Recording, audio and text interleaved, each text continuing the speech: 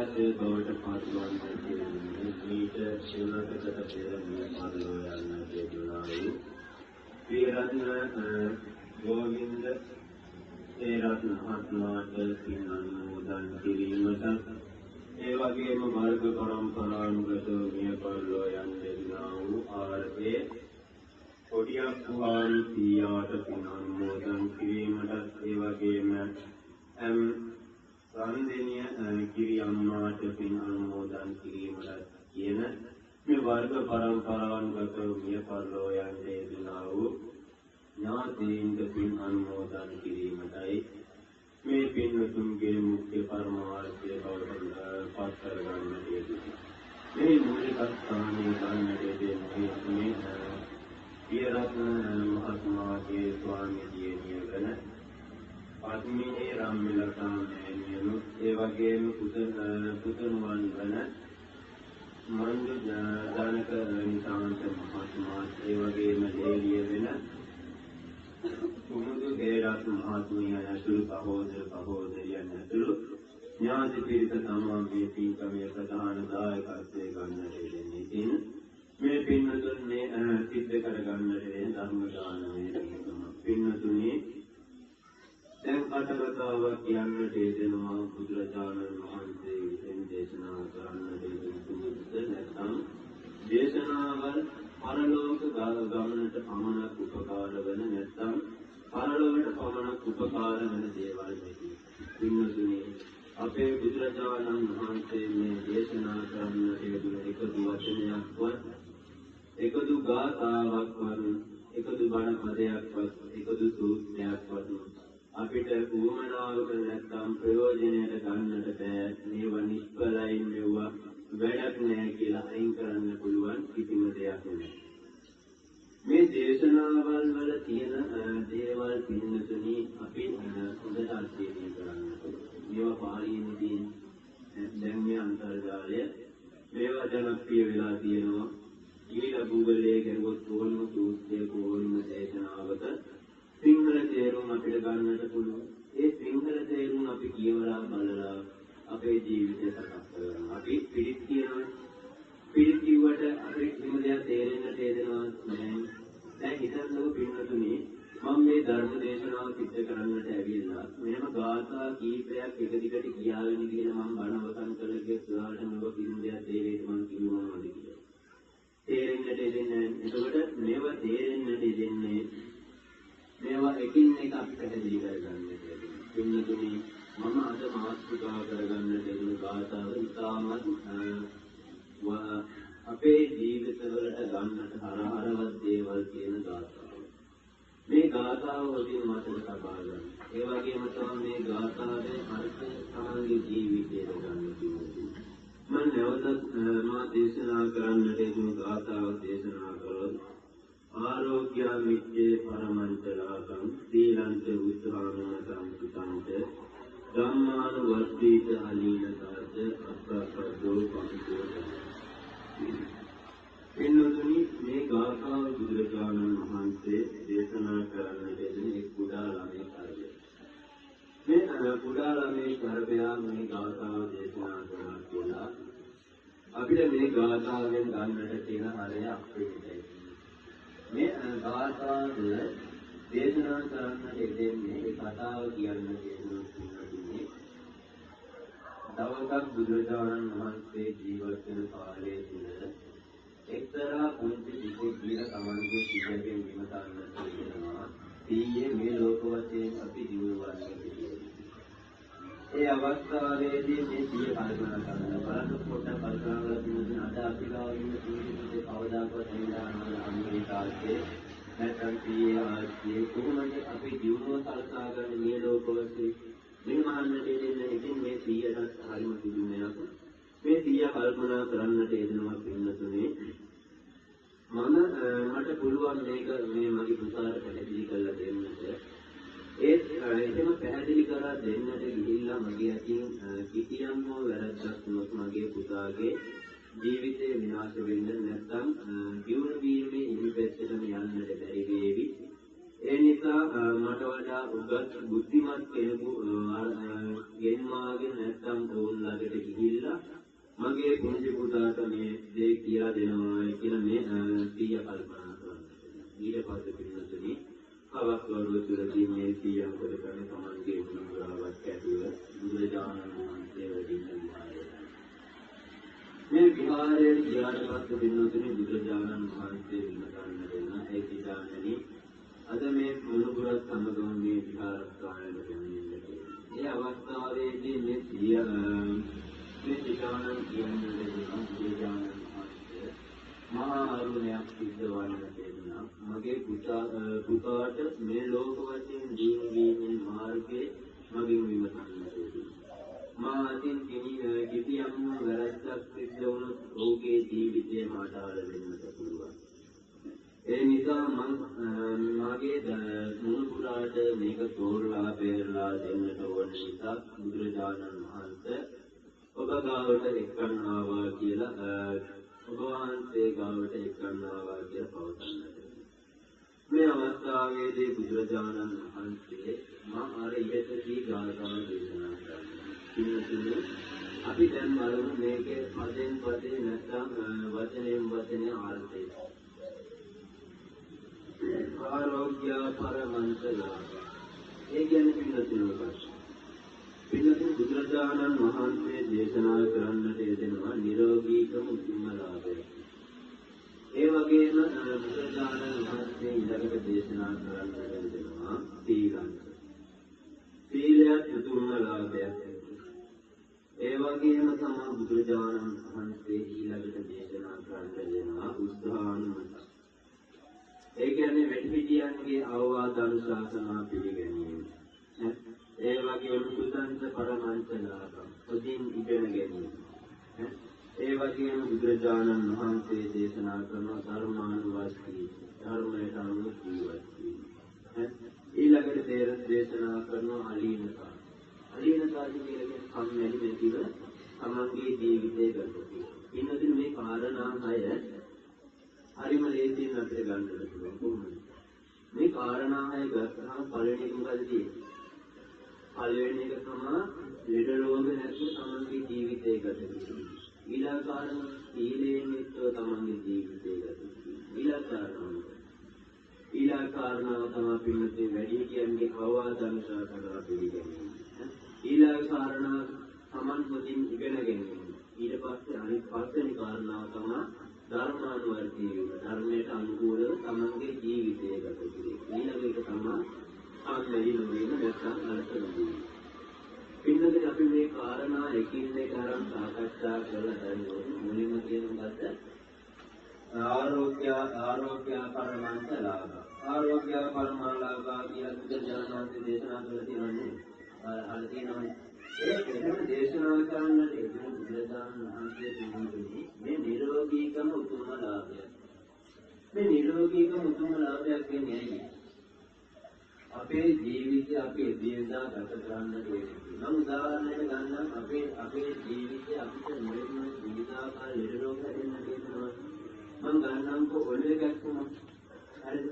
මේ ඔළුවේ ගැක්කුම යම් කිසි කෙනෙක් හැදුණා. මෙන්න මෙයයි ඉතින් රජයේ රස්සාව කියන එකට ඔළුව ගැක්කුම කියනොත් එයාගේ දිනචරියාව නැත්නම් තමන් රස්සාවට ගිහින් කරගන්න රැකියාව සිදු කරගන්න පුළුවන් වෙනවා.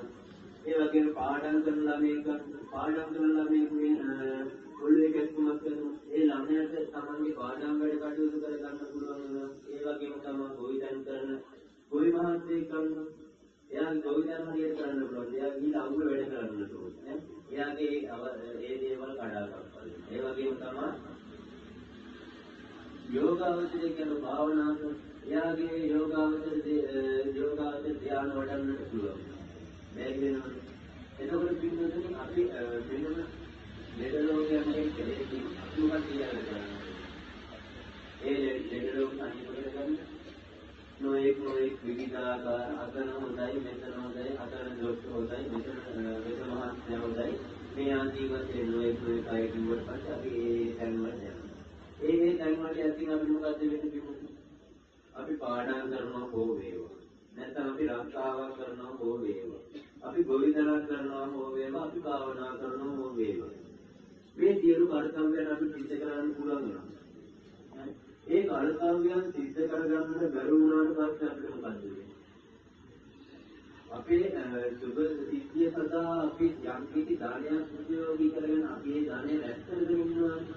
ඒ ධනය ටික කාලයක් රස්සාවල නොකියම අපි ඇති මොකද වෙන්නේ?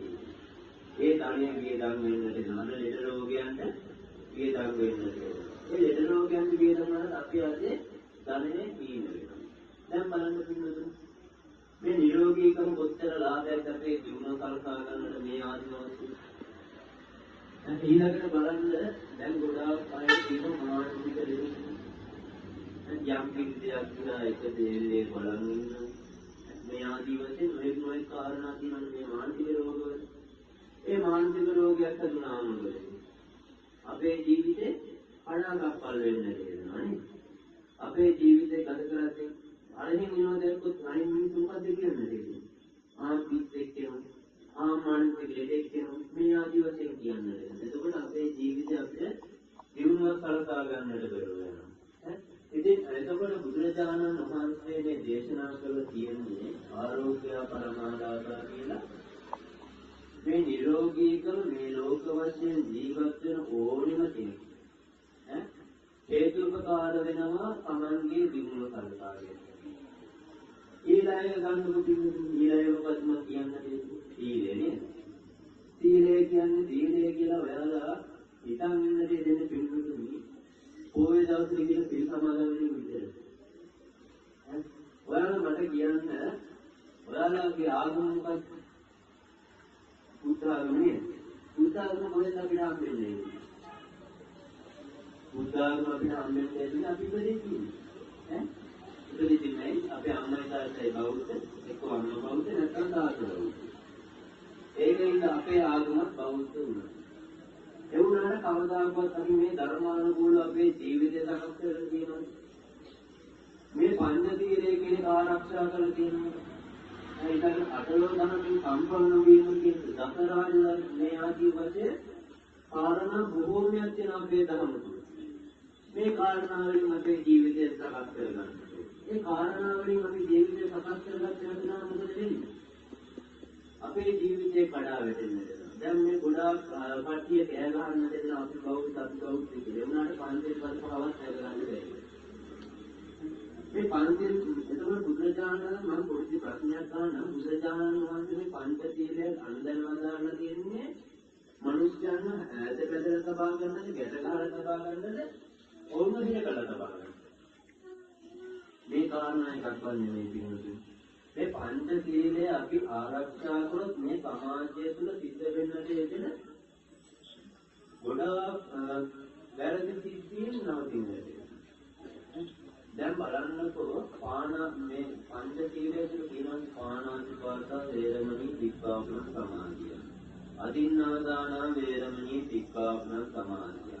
කාමේසු මිත්‍යාචාරා වේරමණී සික්ඛාපන සමාධිය. මුඛවාදා වේරමණී සික්ඛාපන සමාදියාමි සුරාමේරේ මජ්ජපමා දස්සානා වේරමණී සික්ඛාපන සමාදිය. මේ පංචශීලය. එතකොට වෙනදී බලන්න ආනාදිපාතා වේරමණී සික්ඛාපන සමාදිය මේ මට කියන්නේ මේ ලෝකයේ සදා දූපා වගේ ධර්ම මේ මිනිස්යා දෙවියා බ්‍රහ්මයා මේ සත්‍යයා කියන යන හැම තැනකම මේ කවුරුත් කැමති නෙවෙයි. මේ ලෝකයේ තුල ජීවත් වෙන්නේ මේ ලෝකයේ තුල ජීවත් වෙන්න කැමති මේ මිනිස්සුන්ගෙන් අපි ඔවුන්ගේ ප්‍රාණයක් නිරුද්ධ කරනවා නම් එතන කොච්චර ඔහුට අපරාධයක් පාඩපත් වෙනවා. ඒ ප්‍රාණඝාතය සිද්ධ කරන එකට කොච්චර දෙයක් සිද්ධ වෙනවද? ඊළඟට ගන්න තැනදී දැන් නිකන්ම සමන්ත වෛරයක් කියලා නැත්නම් තරහවක් කියලා ප්‍රෝධයක් කියලා යම් කෙනෙක් නේද? දැන් ඊළඟ ෆිල්ම් එකේ ඉන්න මේ ළඟදී ඔය ඉතිහාස උනා මතකද කියන්නේ අරගල කාලේ මානසික උදාහරණයක් නේ රෝගන විපස්සනේ කියන්නේ දැන් එල්ලුම්ගත් නියමයි. හරි එතකොට ඔය එල්ලුම්ගත් නියම වෙන්න තියෙන ඔය 25 30 අතර ඒ කට්ටියකින් අපිට තව කවුලේ කී දෙනෙක් කියලා. තමන්ගේ ශරීර භෝගයෙන් නිසා ගහන නරව වෙන්න පුළුවන්. උනන ඥානෙ පස්සේ තමයි තමන්ගේ දරුවන්ගෙන් තමන්ගේ ස්වාමී දියණියගෙන් තමන්ගේ දෙමව්පියන්ගෙන් මේ සමාජයේ තමන්ගේ දෙන්න තෝල් පාරනවා ඒක අපිට පස්සේ තේරුණා. හැබැයි වලේ එක ගැඹුරු. දැන් අද එළුම්ගති. ඒ නිසා තමයි දරුවෝ අනාථ වෙලා, ස්වාමි දියණියත් අනාථ වෙලා, පිරිසත් අනාථ වෙලා. අන්න ඒ වගේ තමයි පින්නත අපේ කවුරුත් ජීවත් වෙන්න ආසයි. ඒකෝට මේ ජීවිතයක් පැහැර ගන්නවා කියන්නේ කොච්චර පාපයක් නේද? එතකොට ඒ පාපය තුළින් අපි වැළකීමවල අද බලන්න මේ ජීවිතය දිහා දාලා දෝෂින අද ලංකාවේ කොතනද මීමැල්මක් නොවිච්ච තැනක් තියෙන්නේ. දවසකට එක මීමැල්මක් හරි සිද්ධ වෙන්නේ නැහැ. ඒකවල පිළිවෙලින් කල්පනා කරලා ගන්න මේ පංචශීල තුළ අන්තර්ගත වෙන මේ පාණාතිපාත වේරමණී සික්ඛාපද සමාධියාමි කියන මේ සීලය මේ ලංකාව තුළ ඉන්න මේ සියලුම මිනිස්යන් රැකගන්න. අපේ ජීවිත ගැන අපිට බයක් වෙන්න දෙන්නවනේ. අපේ ස්වාමි කෙනෙක් අපේ ළමයි තනියම පාරකට යවන්න බය වෙනවනේ. කාත් එක්කවත් කතා කරලා උදේ විදුවක් කරන්න බය වෙනවනේ. නෑ. අද ළමුන් දිහා පොඩ්ඩක් හැල්ලා බලන්න.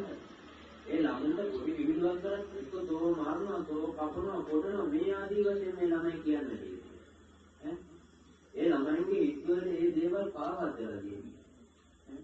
ඉතින් එතකොට මේ සමාජය තුළ කොච්චර පිළිගීමක් බවටපත් වෙනවද මේ පාණාතිපාත කියන සීලය ආරක්ෂා කිරීම නැති. ඊළඟට තියෙනවා පිළිඳින අදින්නාදාන වේරමණී සික්ඛාපද.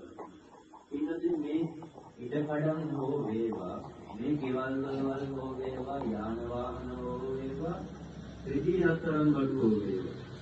මේ දේවල් අපි දැක්කන්නේ අපේ ජීවිත දුක්ඛයට දාන අපි දාඩිය මහන්සි වපුරවලා ඒවා අපි හරි හම්බ කරගත්තාම තව කෙනෙක් ඇවිල්ලා කඩාගෙන විදිහට අපිට කොච්චර දුකක් ඇති වෙන්නද කියලා.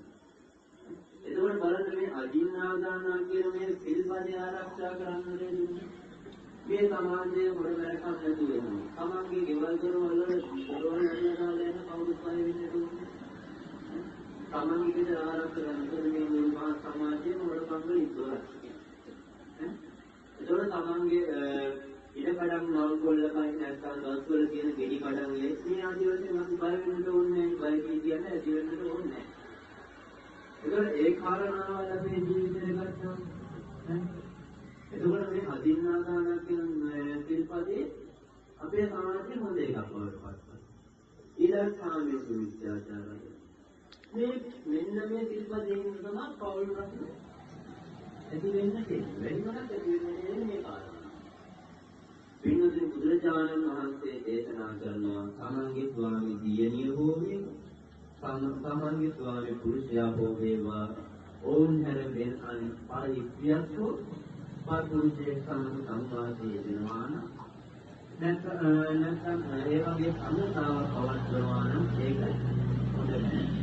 ඒක මේ සමාජය තුළ ගැටලුකාරී තත්ත්වයන් පවත්වනවා. දැන් ඒ සමානත ඒ කැමැත්ත නිසා අපි ගිහිල්ලා එහෙම දරාට පිටුතුන් අවසානට කවුද ඒකෙන් දුක්කරකට දරුවෝ. සමාන දරුවෝ දැන් ඊටත් සමාන දෙවෝපියන් අතර මොකක්ද කාරණයක් කියලා දෙවෝපියෝ දෙන්න වෙන්නුනා කියන්නේ. ඕන් දෙන්න වෙන්නුනොත් මොකද වෙන්නේ? දරුවෝ අනාථ වෙනවා. දරුවෝ අනාථ වුණා විතරක් නෙමෙයි. දරුවන්ට මේ එකිනෙක තෝරගන්න වෙනවා. අම්මා හෝ තාත්තා. එතකොට ඒ දරුවා දැන් අම්මා ගාවට කියන්නේ ඒ අම්මා මොකද කරන්නේ? තාත්තා නරකයි, තාත්තා වැඩි කරන්නේ. එහෙම කියන මේ ළමයාගේ මේ හිතේ දාන මාත්‍රගෙන වයරි යනවා. ඊළඟට